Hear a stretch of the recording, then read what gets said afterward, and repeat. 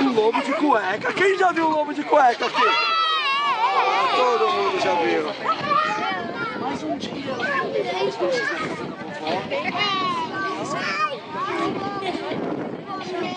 da vovó.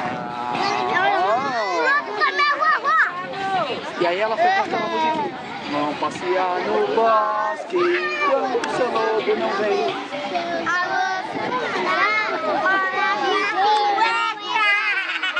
Só que aí o que aconteceu? O lobo e o lobo já sabia todo dia que ela ia levar para casa da vovó, não sabia?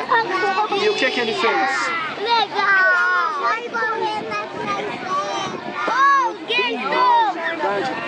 Lá na casa da vovó ele chegou, o que ele fez com a vovó?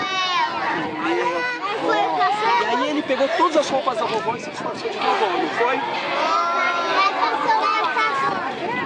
Não, aí a Chapeuzinho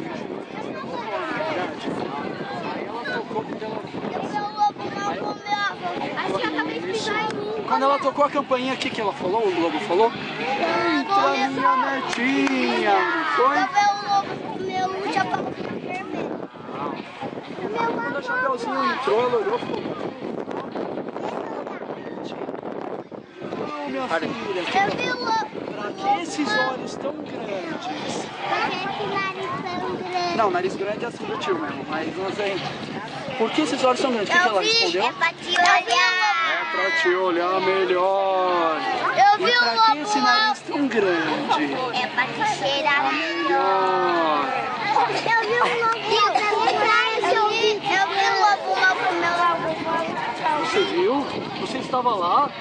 Ele estava lá, uma salva de palmas pra ele! Aê!